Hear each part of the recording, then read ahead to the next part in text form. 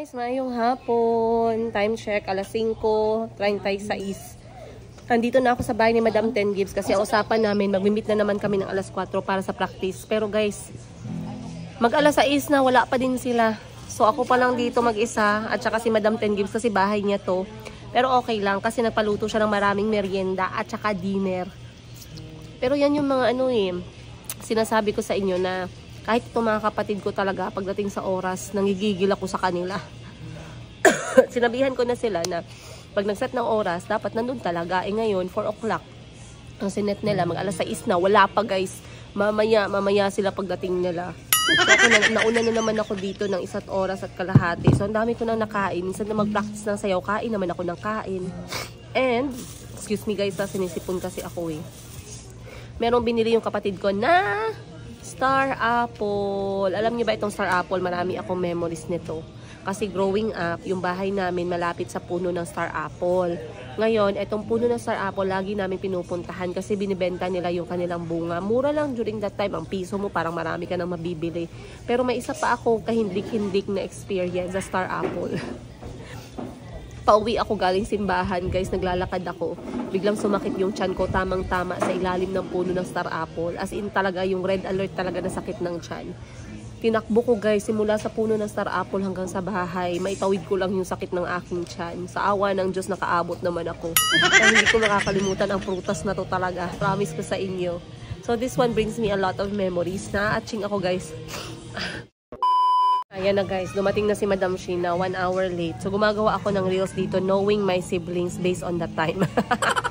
So kanina 4 PM yung usapan. Andito na ako kanina ng kasi 4 to 5 daw ang arrival namin. So andito na ako kanina ng 4:30 PM. So ngayon, time check, si Ma'am Sheena kadarating lang sa gate. Kakapark niya lang 5:39 PM. Ayan ha. Kaya kung makikipag-meet kayo sa mga kapatid kong to, magdagdag kayo ng 1 araw sa time schedule ninyo. Para hindi kayo mag-antay. Pero anyway, speaking of Star Apple, isa sa paboritong prutas namin while growing up. Very nostalgic. Brings us a lot of memories growing up. Yung kapitbahay namin na merong napakalaking puno ng Star Apple at napakatamis. Isa sa mga prutas na tumatawid ng gutom namin nung kabataan pa. Kasi lagi kaming gutom, wala kaming pera naman growing up. Yung prutas talaga yung napagdidiskitahan namin. Either libre or binibenta ng napakamurang halaga that time. And yung Star Apple talaga guys. Kasi siya very unique yung kanyang lasa. Then medyo merong madikit sa lips kasi meron siyang parang dagta.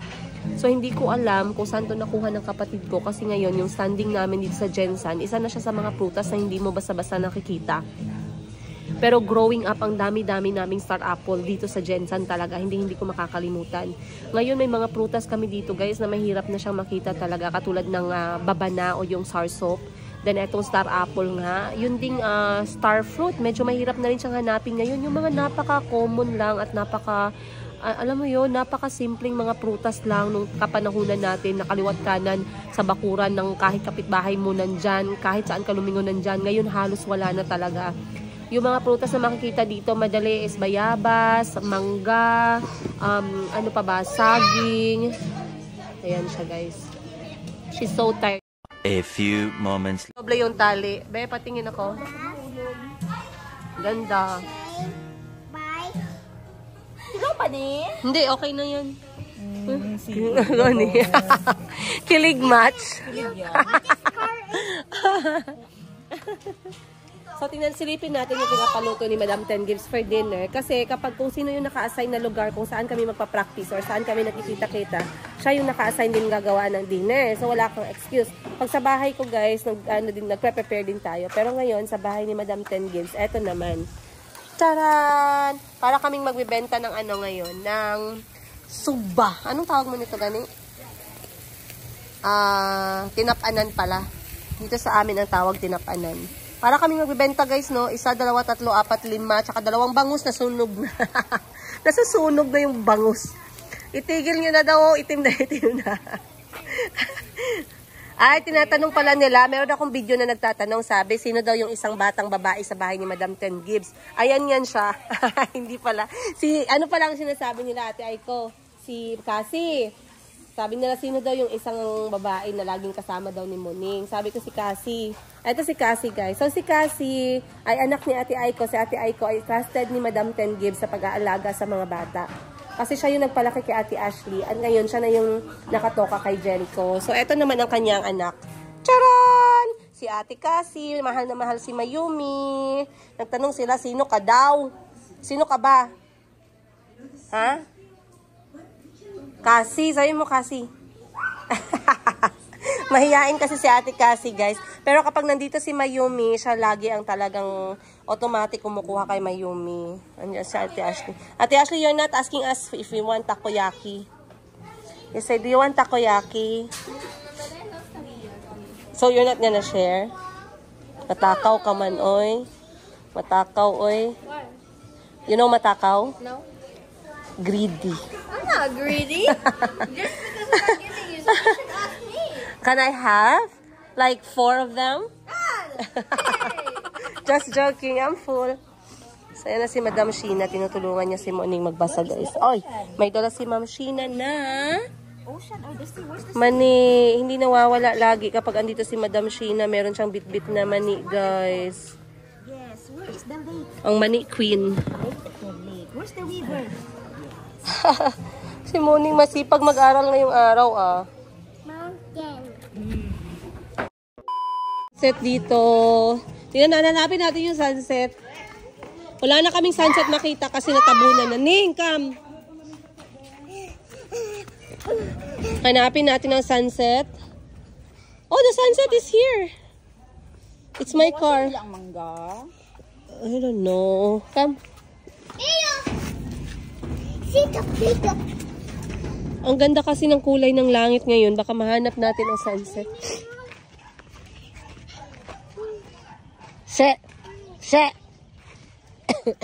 She. Mami, oy, don't go there. There's a lot of sharp stuff. Remember the sharp stuff that go to your clothes, the Amor Seco? Oy, wala nang sunset, guys. Akala ko meron pa. Hi, baby. Our friend said hi to you. Anong sabihin mo? Hi also. So, hindi pa kami nagsa-start, guys, kasi kulang pa kami at saka wala pa yung dance instructor namin. And si Mama, sabi ni Mama sa akin kanina, nagpalagay daw siya ng eyelash niya. And then after ng eyelash, nagpagawa ng kuko niya. Ay, grabe naman talaga itong aking mama. Tapos sabi ko sa kanya, Ma, baka pwede maaga ka na lang umuwi ngayon kasi magpa-practice pa kami ng sayaw. And then si Mama, baka maaga siyang umuwi kasi si Mayumi medyo may sinat na, nasunod na sa amin. Hindi talaga naiiwasan, guys. Na kapag isang bahay lang, talagang magtakod-takod ba? Takod-takod is magkahawaan. Ayun pala, magkahawaan. So,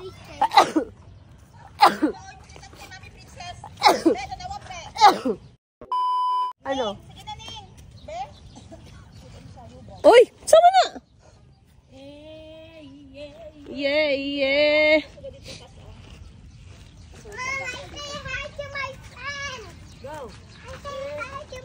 Ay, bakit may semento dito? Para saan? Ay, okay. Kasi yung isang hardware ni Madam Ten Gibbs, yung malapit dito, pinasara niya na. Ilang years yon? 2 years. 2 years mong ginapang. Kasi 2 years niyang ginapang talaga. Kasi sabi ni Madam Ten Gibbs, pag nag-open ka ng negosyo, gapangin mo ng at least 2 taon, 3 taon. Oo.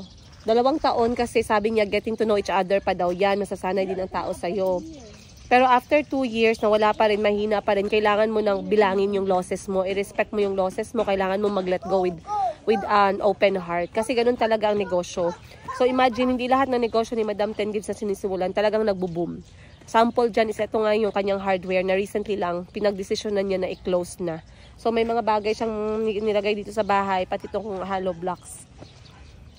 Wala, ganun talaga ang buhay negosyo, guys. Kailangan talaga nating i-let go kaysa magbayad ka ng renta, magbayad ka ng mga bills mo, kuryente mo, tauhan mo, tas walang pera na pumapasok o may pera pero it doesn't get even. Ako kasi, as long as it gets even, it's fine. Itatawid natin hanggang sa kaya. Pero kapag palugi na siya, yung ikaw na lang lahat nagbabayad ng mga bills, renta, tubig, kuryente, sariling pera na ng bulsa mo, and the business is not actually giving you money, I will let the business go. Ganon din yung aking iniisip. So, madali lang nag-decide si Madam 10 Gibbs. Pag sabi niyang Sara talaga. Kasi parang na-foresee mo na eh. Ginapang niya eh. Ginapang niya talaga yung negosyo. So, ayan guys. Tapos ang unang inupuan pagkain. Bilisan mo, punta pa tayo sa barangay. Magpasumon pa tayo. Langhiya. Ay, nako. Ayan pa isang ate ko oh. Ano ba kayo guys? Hindi pa tayo nakapagsimula. Parang pagod na kayo. Kain muna bago start. Mamaya na ako kakain. Kasi kakakain ko lang ng binignit or yung lugaw. So mamaya na ako kakain after ng sayawan. Pero time check natin. 6:30 ng... Ay, ano ba? 6:30 ng gabi. Tignan nyo yung ano ko guys. Ang aking wallpaper. Give but don't allow yourself to be used. Love but don't allow your heart to be abused. Trust but don't be naive. Listen but don't lose your own voice. Ano yan siya? Daily reminder. Antayin ko na lang sila mag-ready and then... Hi! Tayo na, tumayo na ang lahat! Yeah!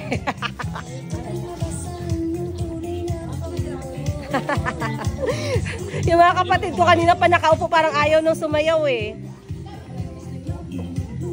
Hey! Ayoko umasa sa paniniwala. May pag-asa bawa.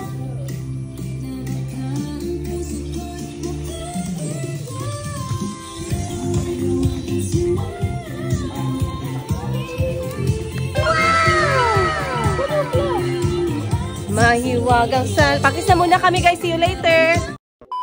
Okay, tapos na kami guys mag-practice. Bilis pala nakapractice ng aking...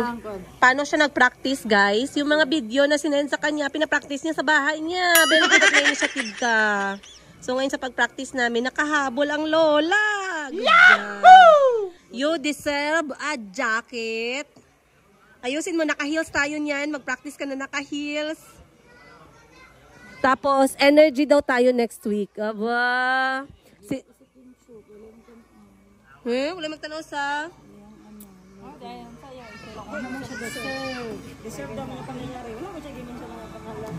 Oh no. Mami Kim Chu, are you okay?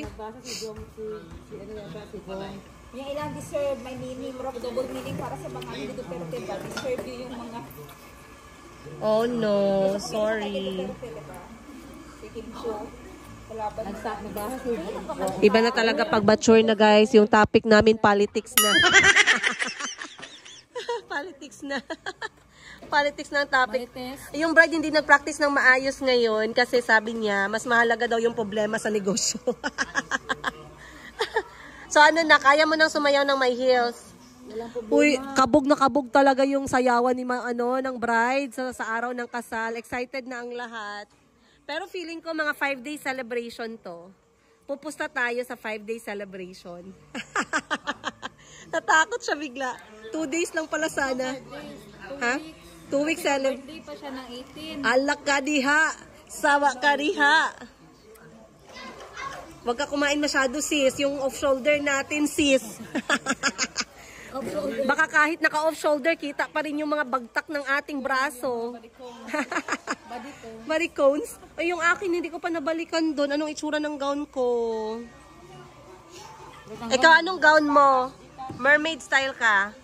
Mermaid style na parang budbud, mga sis. Oh my gosh. Pinabudbud, hindi tayo makahataw na maayos niya kasi mukha tayong penguin. Ako, hindi ako budbud. Ano, A-line. Ikaw, Boss Jean, anong mo, suot mo? Ako? Isa to nga tayo? Opshi? Opshi? Opshi kay Boss Jean. Kung tayo ng ice cream, magkain tayo. Excited ako kay Madam Sheena kasi maganda yung gown niya. Special. Ikaw na na ako. Matanggal ni Papa ko. Ikaw naman nag-decide doon. Kaya nandun na ang sukat ko. Nagsuot na wala pa. Okay lang. Ano, gusto mo yung off-shoulder? Huwag yung Pilipiniana. Yung parang may pako na lang yung akin. Tanggalon mo gusto mo ba daw? Huwag na tanggalin, ah. Pilipiniana, yung galon. Ay, sige, balikan ko na lang doon bukas. Ay, bukas sa Monday. Para sigurado. Baka mamaya, para akong wakwak, sis. Alam nyo, ang story nitong gown na susuotin sa kasal ni Madam Ten Gibbs, ang una naming inisip ay champagne, or old rose, or faded pink. Kaso nung nakita namin si terracotta, biglang nag-ano yung mata namin kasi masyado siyang challenging na kulay. Pero nag-go signal naman ang lahat, so we suddenly changed to terracotta. So sabi ng mga nag-ano ng mga gown, nagpaparent, ano man yung terracotta, ma'am? Yan ba yung orange? Parang brown-orange po siya. Parang combination ng orange at saka brown. So parang sunset theme. So ngayon, isang gown lang naman kami. Wala kaming change outfit. Sana nag-change outfit kami guys, no? Sa sayaw, no? Pero this is going to be a one-of-a-kind wedding. Dahil nga siya, customized. Customized siya, na-tailor siya sa gustong-gusto ng bride. How she wants her wedding to look like. Pero parang may problema kami konti kasi she cannot decide sa kanyang wedding gown. So, baka mamaya mag-change pa siya ng isip niya. Samantalang yung groom walang problema, tawa-tawa lang dyan. Hindi pa siya masaya sa wedding gown niya, guys. Malapit na yung kasal niya, tapos hindi pa siya masaya sa wedding gown. Kinakabahan na kami dyan. Aguroy. Pero si Mama, nakahanap na kami ng gown ni Mama. So, check. Si Kuya Kahil, magsusukat din, no? Yes. Pagdating ni Kuya Kahil, magsusukat siya kasi he's going to walk down the aisle. Oh, bongga. Pero kami, lang talaga kami, mga, kami, maid. Supporting actress.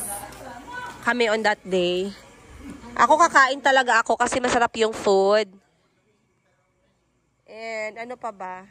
Ay, sa araw daw ng wedding, I am allowed to vlog.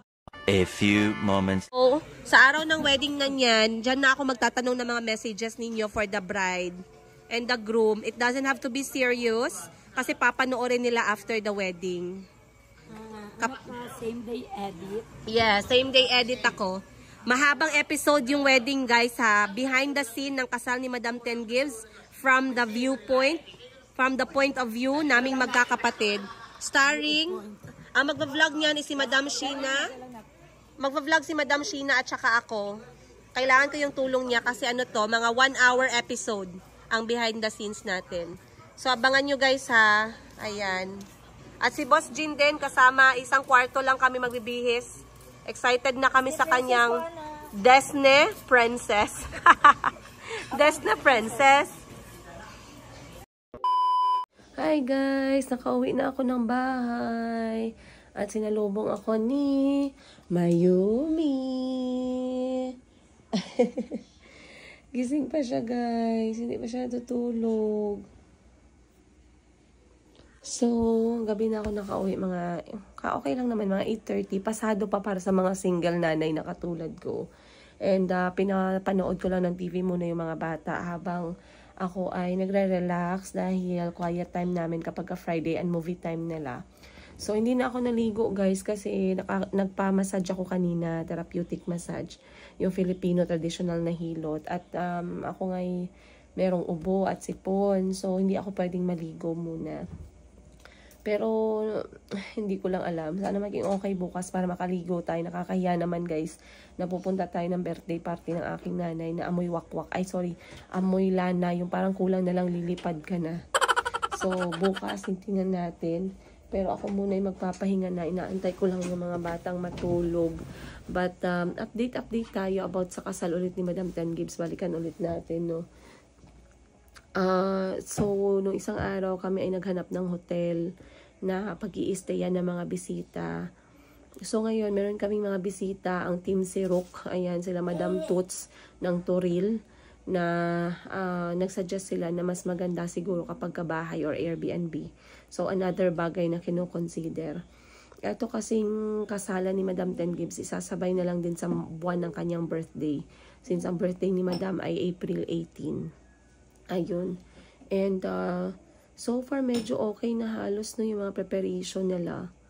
Dahil nga, dahan-dahan, parang last year pa, dinahan-dahan yung pag-prepare. And, nagkausap nga kami kanina kasi ang initial plan niya pala dapat talaga ay beach wedding. Pero dahil kasagsagan nga ng init guys kapag summer or April, baka mamaya wala pang 10 minutes na lusaw na ang makeup ng everyone kapag sa dagat sila kinasal. So, it's very unpredictable din yung weather lately. Baka mamaya biglang bumagsak yung ulan, mahirap na. Hanggang sa napag-desisyon na ilalagay na lang siya sa maayos talaga na indoor venue. So, indoors yung magiging kasalan. Nag-avail si Madam Ten Gives ng organizer para wala iwas stress. Organizer, okay na, may photographer na siya, videographer niya siya. Then, yung venue na mismo yung magkikater ng handa. And then, decoration, kasali decoration, na simple lang naman siya. Then, ang kanyang event, ang kasal is going to be on April 8. Ayan, ngayon ko lang i-share sa inyo yung date, guys. The wedding is set on April 8. Ayan, abangan ninyo. At it's gonna be a whole day event. Actually, yung program alas 3 pa mag-i-start. Pero umaga pa lang, kailangan na namin pumunta sa hotel for hair and makeup and photo shoot, videos and everything. So, ang dami-dami natin kailangan gawin. At yun nga, so far so good naman, no. Medyo nahirapan lang kami sa pagkompleto ng aming special number kasi yung dalawang kapatid namin hindi pumupunta sa practice. Yung isa ay nasa Cebu, yung isa naman ay nag-aaral, hindi ko alam ang schedule niya, baka apektado kapag nagpa-practice kami kung gabi, so hindi namin siya nakakasama. But anyway, excited na kami. Alam ko excited na rin kayo. Maraming salamat nga po pala sa walang tigil ninyong panonood. May gusto sana ako ikwento sa inyo. Actually, dapat last time ko pa ito ikwento sa inyo eh. Kaso, nakalimutan ko siyang i-continue sa next episode. Kasi I wanted to share with you guys what really happened. Dahil recently lang itong aking eldest sister ay na high blood siya. Kasi nga, kinontak niya yung tatay ng mga anak ko. So, gusto kong i-share sa inyo kung bakit siya na high blood. At anong napag-usapan nila. Hindi naman talaga as in detail. Pero at least bibigyan ko kayo ng idea kung anong klaseng ate meron ako, guys. May pagkahalang din ang kaluluwa ng ate ko na yan. Ay, joke lang. Joke lang, guys. Kung anong klaseng ate meron ako, mabigyan ko kayo ng idea. So, may message niya pala yung tatay ng mga anak ko. At pinabasa niya naman sa akin yung message. Pero alam niyo guys, yung mga ate ko, yung mga kapatid ko, kapag nanghihimasok sila, hindi ko sila binabawalan. Kasi, nasasaktan sila para sa akin at para sa mga bata. So, recently lang nalaman ko na eto nga ay nagkasagutan sila ng tatay ng mga bata. Hindi ko alam kung anong comment ninyo sa magiging, sa i-share ko sa inyo na to, sa conversation nila. Pero, I know hindi lang ako yung merong ganitong klaseng sitwasyon.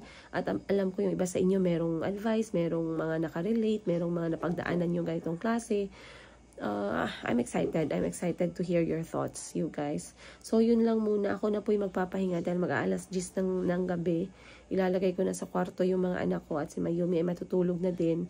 Dahil bukas, alas 10 ng umaga, kami pupunta sa bahay ni Madam Ten Gives at kailangan namin mag-prepare para sa birthday naman ni Mama. Ayun. Of course, sasama ko kayo hanggang sa birthday ni Mama, hanggang sa mismong event, you guys. Kasi ang ganda talaga ng maganda ang location, maganda ang setup. Sana ay maitawid natin. Kasi simple dinner lang naman siya. Pero since meron tayong makakasama mga kaibigan ni Mama na in-invite niya, let's see how it's going to be tomorrow night. So once again, maraming salamat you guys. Good night na muna dahil pagod na ang everyone. I'll see you guys on the next episode bukas. Much love, Princess Higa.